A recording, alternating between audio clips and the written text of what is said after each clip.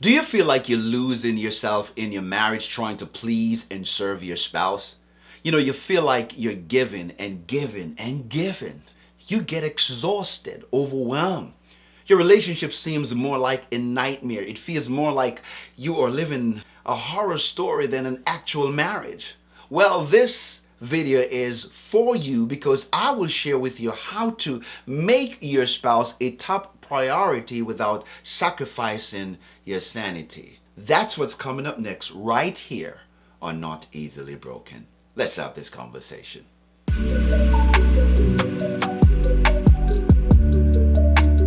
Hello again, welcome. Well, listen, let me just get right to it.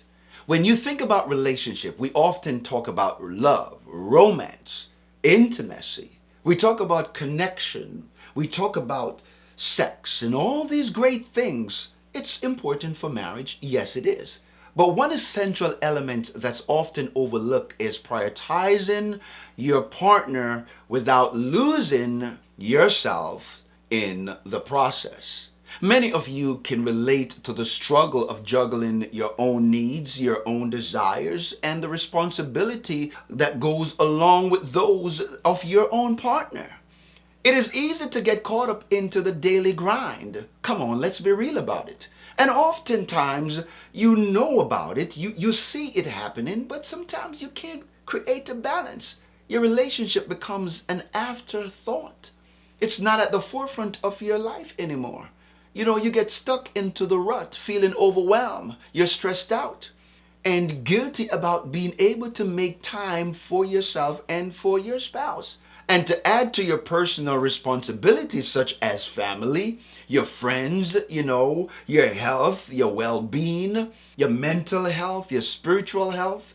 And it's no wonder you feel like you are drowning in a sea of obligation and you just can't make your way out of that maze.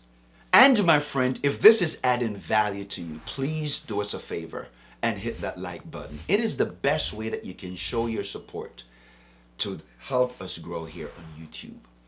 Let's get back to it. Now, when you are stuck in this cycle, it's hard to remember why you fell in love in the first place. Your romance start to dwindle and your communication start to become lesser. You're not synchronizing together. You're not on the same page. Communication breaks down and resentment builds up and you start to feel like you are just two individuals living separate lives under the same roof. A matter of fact, if I may say this, some of you guys start to live like brothers and sisters.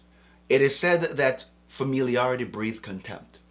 And after a while, you start to really take each other for granted. And the more you neglect your relationship, the more you feel like you are losing yourself in the process. On the other hand, my friend, when you do try to prioritize your partner, you feel like you are sacrificing your own identity and interests and your own desires. And you worry that if you give too much to your partner, they're going to take advantage of you or you will lose yourself completely. And this is the fear that most couples have today that can lead to feeling resentment and frustration and even anger. It's a vicious cycle that if you don't take note, it can lead to breakdown of love, breakdown of marriage, and all of a sudden you guys start to use the D word. Yes, and it's not good to use the D word in your marriage, right? I'm talking about the word called divorce. A lot of couples are dealing with this in their relationship right now. So what can you do? How can you make your spouse a priority without sacrificing your sanity? Let's dive into some practical tips and strategies that can help you to do it and not lose yourself in the process. Number one, you are number one priority. You heard me right. I'm going to sit up and talk and say this again so that you can hear me. You are your number one priority. Your spouse doesn't come before you. No one can treat you better than you treat yourself. No one can love you more than you love yourself. Your spouse is important to you, but they are not the most important person in your life. You are the most important person. And I know that might sound selfish, but can I be real with you? When God created Adam, he didn't create Adam and Eve together because God didn't want Adam and Eve to think that they need each other more than they need God. You are important to God. It is an obligation. As a matter of fact, God didn't put Adam and Eve together until they were completely fulfilled, maximizing their potential as single, independent individuals before they became husband and wife. You need to learn to put on the oxygen mask first. Because if you don't put it on first, how can you help someone else? When you get on an airplane or you're traveling, right? What do they tell you? They tell you that you must put on the oxygen mask first, because if you don't, you cannot help the person next to you. If you're not good to yourself, you are no good to anyone. You cannot pour from an empty vessel. You cannot give what you don't have. You have to be the best that you can be. And in order for you to be the best that you can be, you have got to show up and trust God, live your life, be the best that you can by giving your best. You know, my friend, in Matthew chapter 22, verse 36 to 40, it tells us that the scribes and the Pharisees, they came to Jesus and they asked him the question. They said, Rabbi, teacher, which is the greatest commandment in the law? Jesus answered and said, well, you must love the Lord thy God with all your heart, with all your soul, and with all your mind. And then he said that this is the first and the greatest commandment. And he said in verse 39, and the second is like the first. You must love your neighbor as yourself. Oh, yes. And he said, all the law of the prophet hang on these two commandments. You must love your neighbor as yourself. If you're married, I believe that the closest person to you is your spouse. So you must love your spouse as yourself. The Bible tells us in Ephesians chapter 5 and verse 25, it says, husband to love their wife as their own body. He that loveth his wife loveth himself. My question to you is that the relationship that you have with your spouse, it's a reflection of the relationship you have with yourself. The way you treat your spouse is based on the way you treat you. The way you love yourself is based on the way that you love your spouse. You cannot give what you don't have. You must show up and be the best version of yourself so that you can show up and be the best version for your spouse, because it's all about giving. Number 2, your marriage requires 2 people to make it work. Yes, it takes 2 people to get married, and it's going to take 2 people to build a marriage right. I have a card here that requires or represents 2 people. The blue and the white. White is the wife and the black is the husband, locking arms around each other. It takes 2 to become one. It takes 2 to build it right. Hello, talk to me. So 2 people get married and 2 people is going to do it right. You cannot clap with one hand. It takes 2 hands to clap.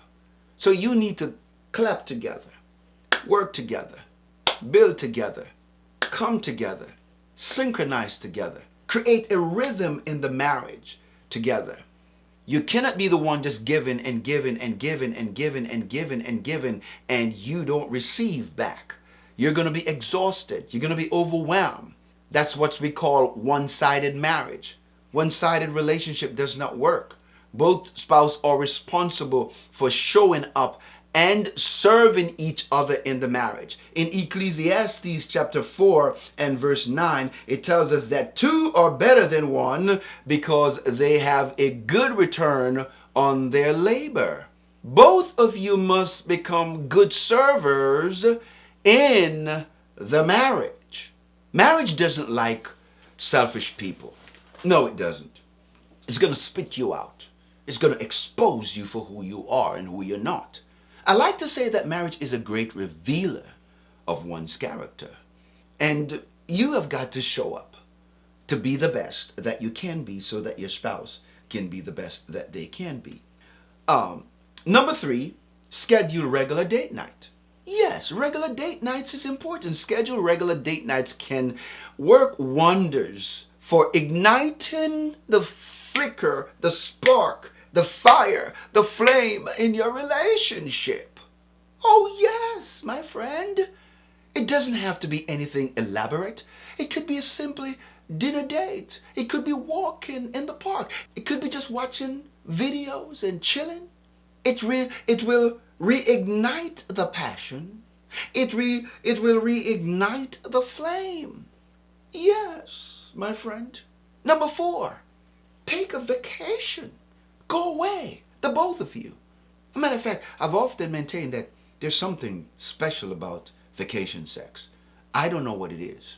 I really don't know what it is, my friend, but vacation sex hit differently. It just hit different.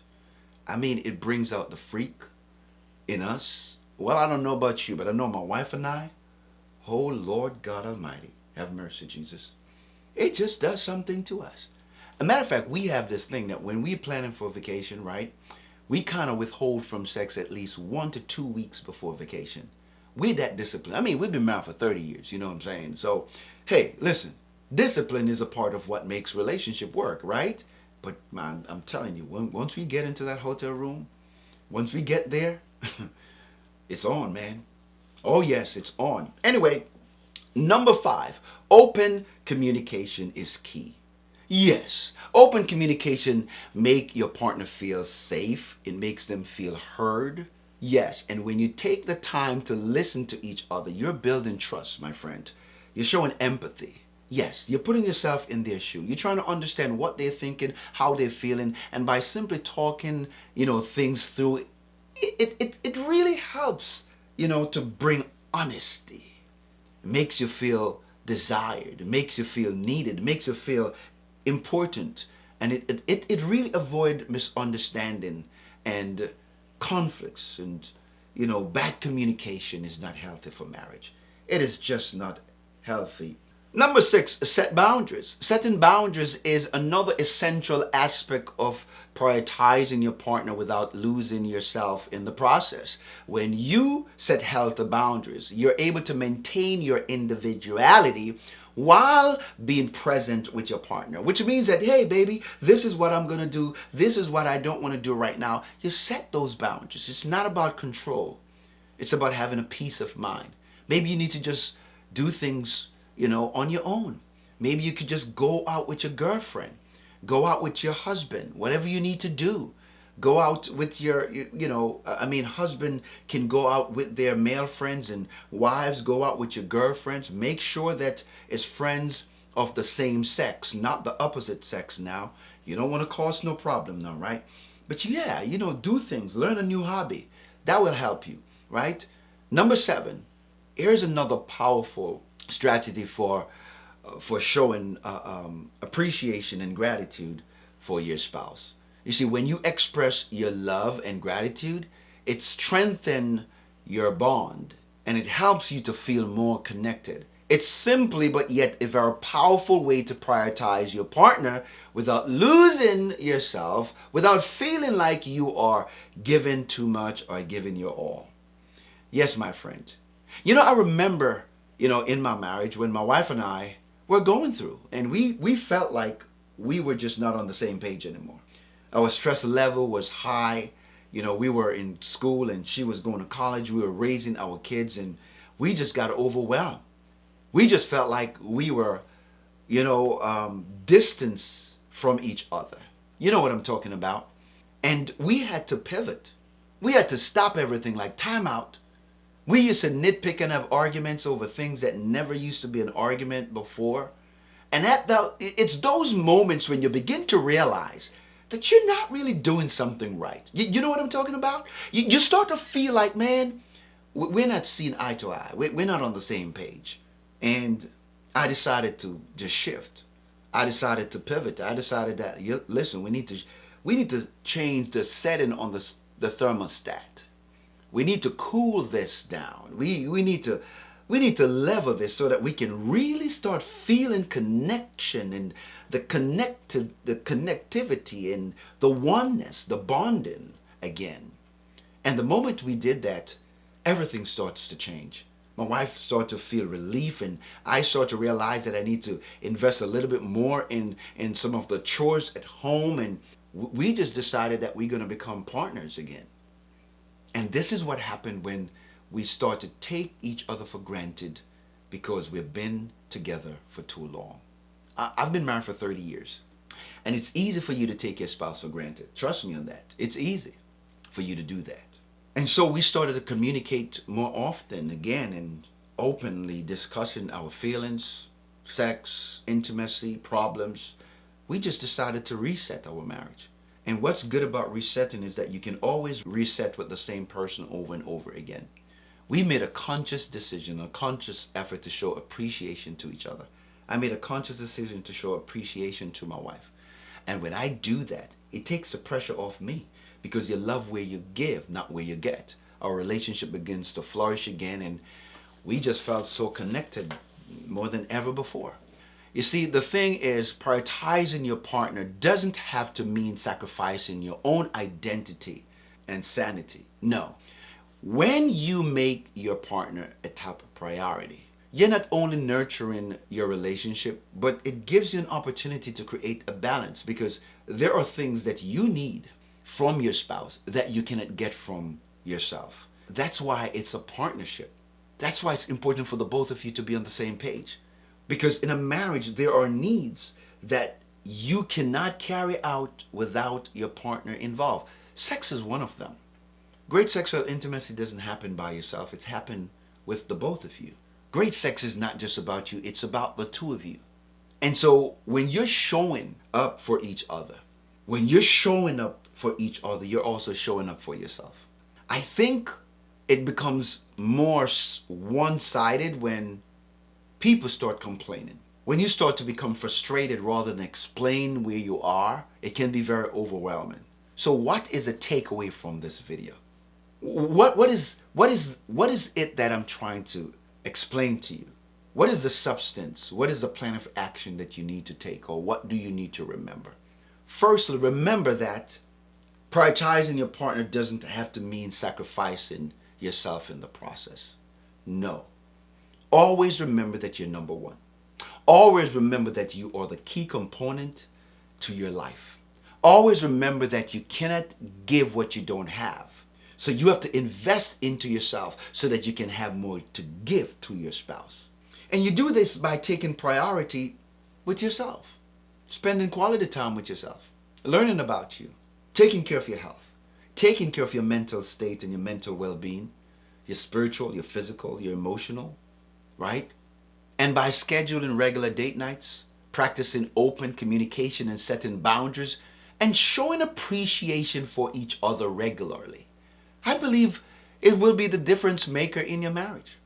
You can make your partner a top priority without losing yourself in the process. And that's it for this video. Thank you so much. Thank you for watching. Thank you, everyone. And if it's add some value to you, then do us a favor and hit that like button. Please subscribe. Please share.